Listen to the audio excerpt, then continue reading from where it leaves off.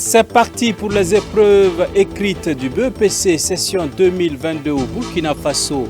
Dans la région du centre, le top de départ a été donné ce matin au lycée professionnel de la région du centre.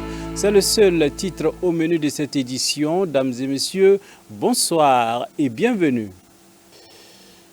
Après des mois d'apprentissage, les élèves en classe d'examen font enfin face à leur destin, celui de décrocher la manne précieuse qu'est le diplôme.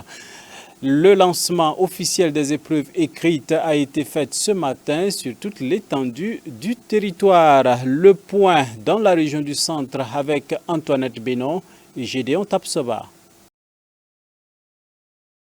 Stress ou sérénité, le moment tant attendu par les élèves en classe d'examen est enfin arrivé. Ce 2 juin 2022 se tient sur l'étendue du territoire burkinabé les épreuves écrites du BEPC et autres. Le lancement officiel des examens écrits a été donné ce matin. Au nom du ministre en charge de l'Éducation nationale, le ministre de l'Urbanisme, des Affaires foncières et de l'Habitat a officiellement donné le top départ des examens techniques au lycée professionnel régional du centre 6 à Ouagadougou. En effet, les candidats sont encouragés à travers cette visite.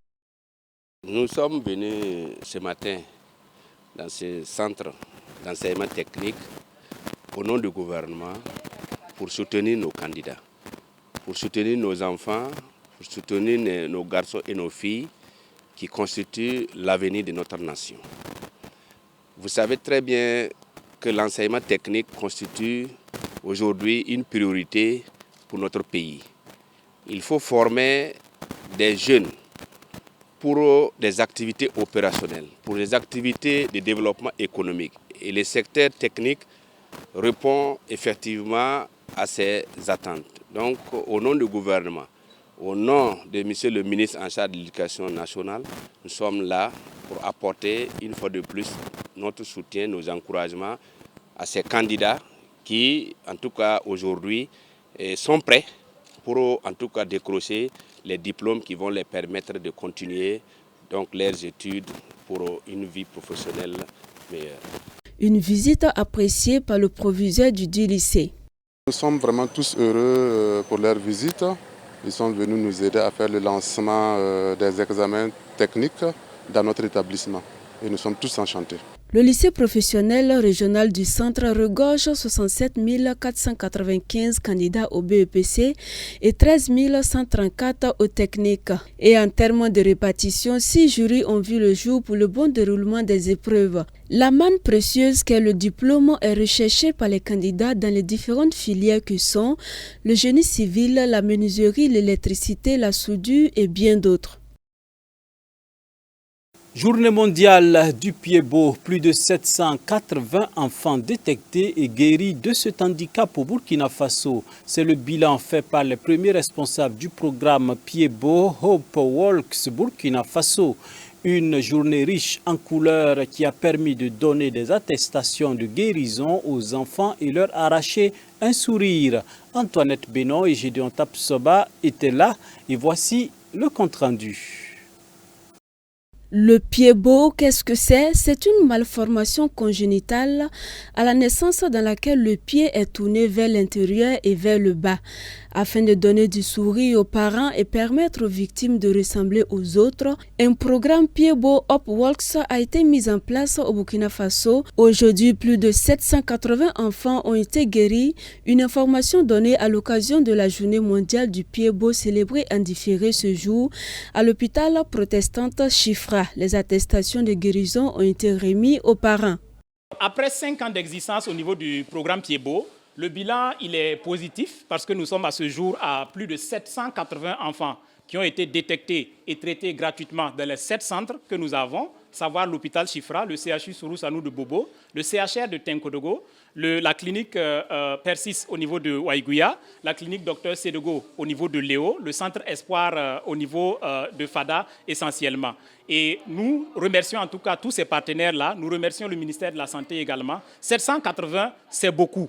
Mais c'est à la fois peu, parce que chaque année, il y a 958 enfants qui naissent avec le pied beau congénital et il faut aller les chercher. Et donc, nous réitérons cet appel aux agents de santé qui sont dans les maternités, les sages-femmes, les gynécologues, les pédiatres, qui sont au contact, en tout cas des mamans lors de leur grossesse, à détecter le pied-bot à la naissance et à nous les référer le plus tôt possible pour que le traitement puisse être bien fait. Grande est la joie des parents qui aujourd'hui voient leurs enfants marcher sans difficulté. En tant que mère, c'est un sentiment que je ne peux pas exprimer. Je suis tellement contente parce que le début n'a pas été facile. Avoir un enfant qui a les pieds beaux, un handicapé dans le futur qui ne pourra pas servir la société, en tant que mère, ça n'a pas été du tout facile. Mais grâce à la Fondation Pieds Beaux, je suis une maman satisfaite, comblée. On est très très content. On remercie vraiment à l'association et au centre CIFRA de nous avoir aidés. Le traitement se fait devant vous et on a assisté. Une semaine, on est revenu, on nous a fait comprendre qu'on doit enlever, c'est nous-mêmes qui devrons enlever. On a mis l'eau chaude dans un bassin, j'ai aidé madame à enlever. Mais les difficultés, c'est que beaucoup de femmes viennent seules. Voilà, ils ne sont pas accompagnés. Et il arrive que les 2 pieds, on a mis des plâtres. La femme doit mettre l'enfant dans l'eau, le bébé pleure, elle ne peut pas enlever. Voilà. Là où j'aimerais vraiment lancer un appel, il y a certains parents, certains hommes qui n'ont pas le temps. Même si tu n'as pas le temps, il faut déléguer quelqu'un qui va accompagner la femme pour l'encourager et pour venir suivre le traitement. Un handicap qui peut être soigné à condition qu'il soit détecté très tôt. Toutefois, comment se fait le traitement du pied-bot? Le traitement se fait par la technique dite de Ponseti, qui est celui qui a performé cette technique-là, efficace à plus de 95% lorsque cela est bien suivi. Et il y a 2 étapes de traitement principalement au niveau de la technique de Ponseti. Vous avez la phase de plâtrage ou de correction, où on va manipuler le pied et le plâtrer une fois par semaine, pendant 4 à 6 semaines chez les bébés, suivi de la ténotomie du tendon d'Achille, qui est une ténotomie percutanée du tendon d'Achille à l'anesthésie locale à la lidocaïne. Ensuite, la deuxième phase, qui est la phase de maintenance, où nous allons donner des attelles à l'enfant, des chaussures orthopédiques, pour maintenir la correction obtenue à travers des rendez-vous de suivi qui peuvent aller de 3 mois à 6 mois, jusqu'à ce que l'enfant qui était bébé ait l'âge de 4 à 5 ans, où nous allons le déclarer définitivement guéri du pied-bot parce qu'il n'y a plus de risque de récidive. Si le programme Pied-Beau Upworks continue de soulager des parents, c'est en partie grâce au soutien des partenaires. Nous félicitons beaucoup le docteur Faisal et nous félicitons la directrice de l'hôpital Chifra ainsi que tout le personnel de l'hôpital Chifra pour ce beau travail qui est abattu et dont l'impact est vraiment mesurable au niveau donc de toute la société. Et je voudrais à tout moment que vraiment ils ont une activité, je voudrais être invité, je voudrais être présent parce que moi je vois ce que ça produit dans les familles et je vois ce que ça produit au niveau des enfants. Ainsi, l'objectif des acteurs, c'est qu'il y ait une réduction qualitative durable du handicap lié au pied-bot congénital chez les enfants de 0 à 2 ans au Burkina Faso.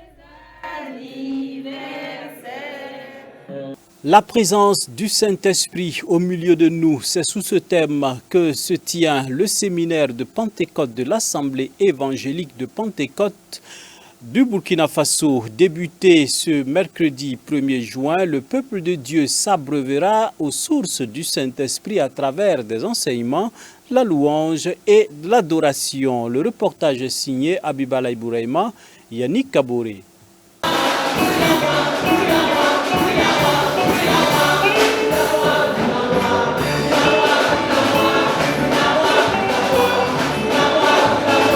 Le Saint-Esprit est là, c'est le thème du séminaire du Pentecôte qu'organise du mercredi 1er au dimanche 5 juin 2022 à l'Assemblée évangélique du Pentecôte dans le quartier Sissin de Ouagadougou. Selon les organisateurs, le thème de ce séminaire annuel cherche à faire comprendre aux chrétiens que le Saint-Esprit demeure toujours. La thématique cette année est très bien annoncée, le Saint-Esprit est là. Et au travers de ce thème-là, le premier responsable de la région a voulu que nous puissions être certains que ce en quoi nous croyons, ce n'est pas quelque chose qui appartient au passé, ce n'est pas quelque chose qui est à venir, mais qui est dans le présent. Le Saint-Esprit, depuis l'avènement de la Pentecôte, le mouvement de la Pentecôte en acte 2, est toujours d'actualité. Ce n'est pas quelque chose à venir. À l'ouverture de ce séminaire sous le thème « Le Saint-Esprit est là », l'orateur du jour a tenu à expliquer le contenu de Pentecôte. C'est une fête juive, la Pentecôte. Et nous avons vu que cette fête juive-là a marqué la naissance du judaïsme, avec tout ce qu'il y avait comme puissance, comme présence, comme langue. On retrouve le même phénomène avec la Pentecôte dans le Nouveau Testament.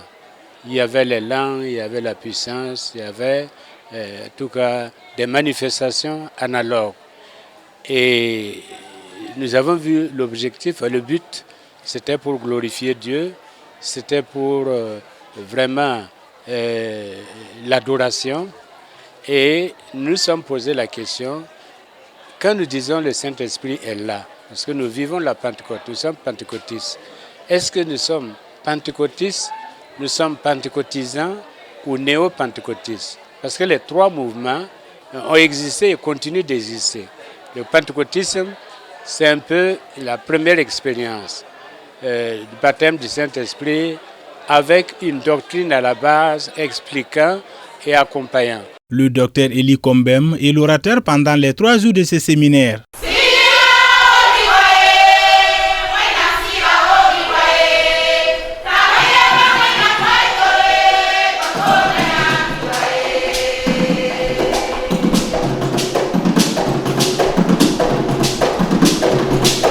Le mouvement des hommes évangéliques du Burkina Faso, le MEB de la sous-région de Samba, touche du doigt les réalités de la télévision Canal Vimkwega et de la radio Lumière Vie et Développement. Sous l'égide de son président, la délégation s'est imprégnée des conditions de travail du personnel de la maison, bien entendu.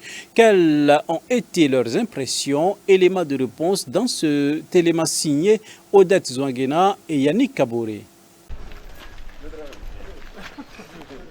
La télévision Canal Vimkwega et la radio Lumière Vie et Développement ouvrent ses portes au mouvement des hommes évangéliques du Burkina MEB de la sous-région de Samba Nord.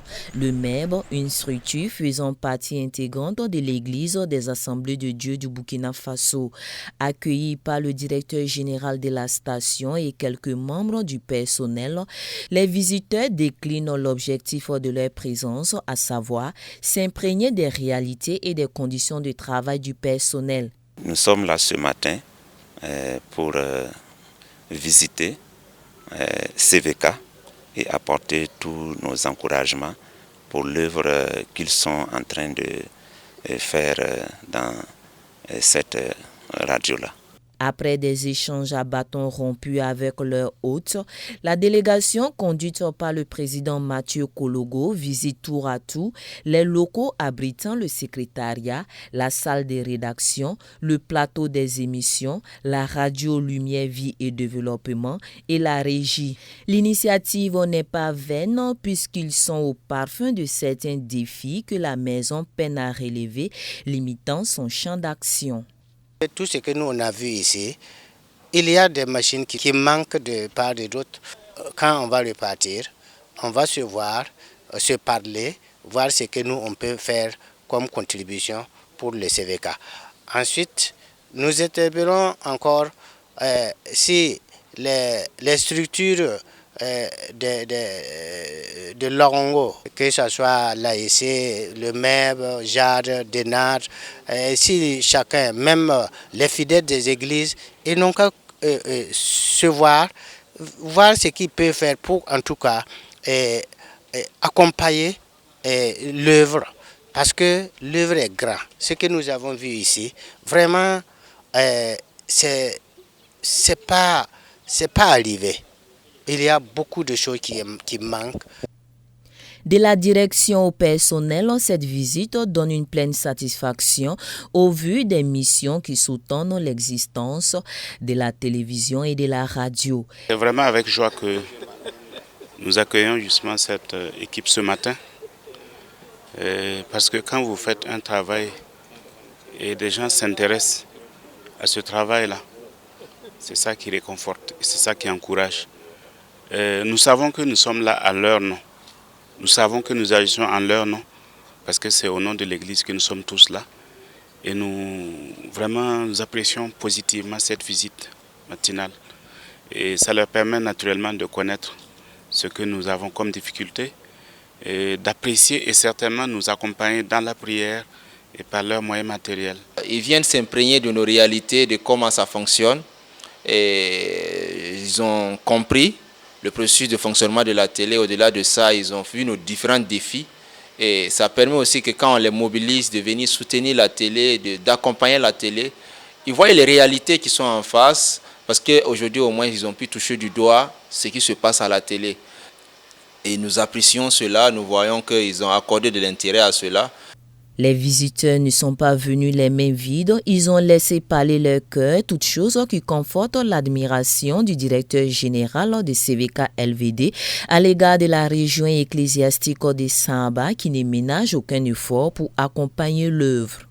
J'ai eu à apprécier déjà la conduite de la zone de Saba, particulièrement parce que nous avons rarement eu des difficultés avec eux pour leur faire comprendre qu'un reportage coûte tant ou tant.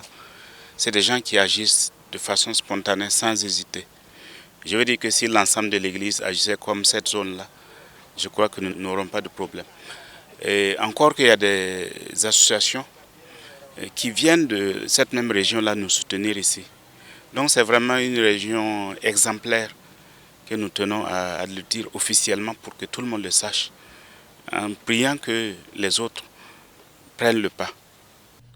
Grâce à de bonnes volontés comme le MEB de la sous-région de Samba Nord, la télévision de la famille et la fréquence de l'espoir sont chez des familles depuis les années 1990, partageant ainsi la bonne nouvelle de l'Évangile, ce message d'amour, de pardon, d'espoir et de foi. La page internationale dans cette édition, Macky Sall en Russie pour porter la voix de l'Afrique. Cette visite s'inscrit dans le cadre des efforts que mène l'Union africaine pour contribuer à l'accalmie dans la guerre en Ukraine. Macky Sall échangera vendredi à Sochi avec Vladimir Poutine au centre de la rencontre entre le président en exercice de l'Union africaine et le président russe, la guerre en Ukraine et ses conséquences sur le continent. Tributaire des importations de la région, le conflit en cours prive l'Afrique de céréales et de fertilisants.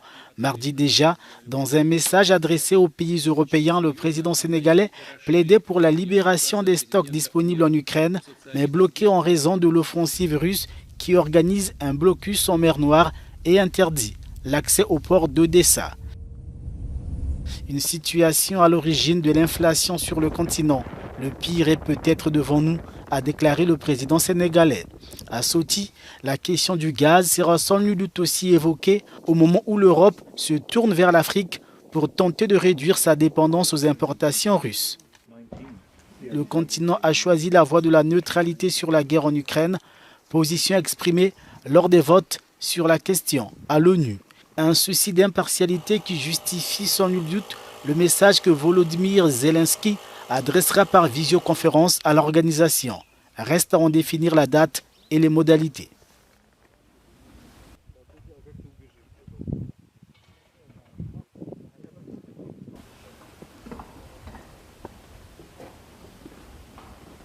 Crise entre la RDC et le Rwanda, Washington appelle à la diplomatie pour apaiser les tensions. Il a notamment salué les discussions qui se sont tenues en avril entre le gouvernement congolais et des groupes rebelles à Nairobi, au Kenya.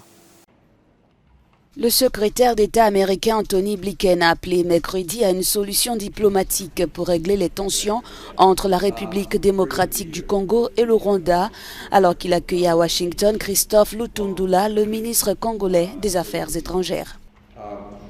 Je suis très impatient de discuter de la manière dont nous pouvons soutenir la paix, la sécurité et la stabilité dans l'Est de la RDC qui est confrontée à certains défis.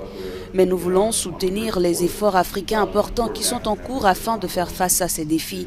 Et je dirais en particulier, nous applaudissons les efforts diplomatiques que nous voyons en cours pour l'initiative de Nairobi et la poursuite d'une paix durable dans la région. La querelle diplomatique entre Kigali et Kinshasa s'est intensifiée ces derniers jours. Plusieurs ont appelé à la rupture des relations entre les deux voisins.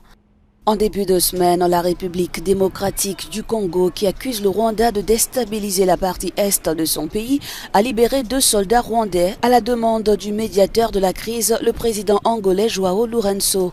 Une mesure censée réduire la tension entre les deux pays.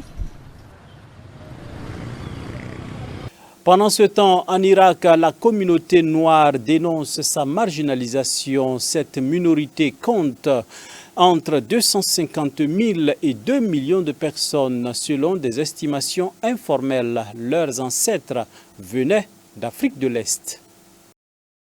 Zubaïr, près de Bassora, à l'extrême sud de l'Irak, cette ville abrite la communauté noire du pays, des descendants d'esclaves originaires d'Afrique de l'Est. Cette minorité irakienne compte entre 250 000 et 2 millions d'habitants, mais cette couche est marginalisée. Aujourd'hui, les membres de la communauté noire d'Irak sont au bas de l'échelle économique du pays. De nos jours, nous sommes confrontés à de nombreuses difficultés économiques. Il y a par exemple un taux de chômage élevé au sein de la communauté noire.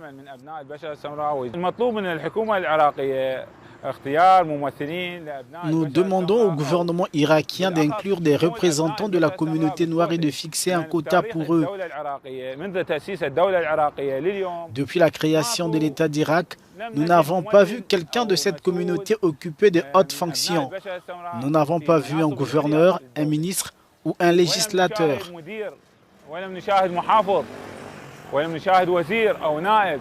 Seule la musique héritée des ancêtres aide à redorer l'image de cette communauté. L'art a rendu célèbre la ville de Zubaïr.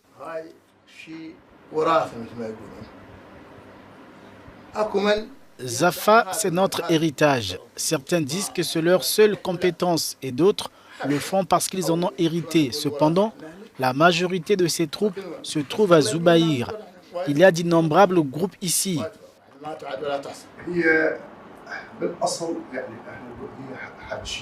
Notre Zafa vient de l'Éthiopie.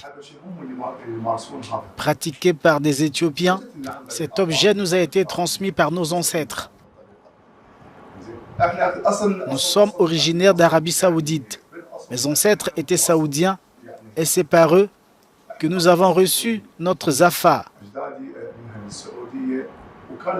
Nous préservons leur héritage.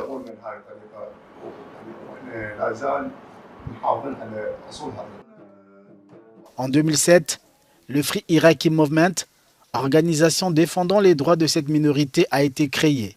Son fondateur a été tué 6 ans plus tard.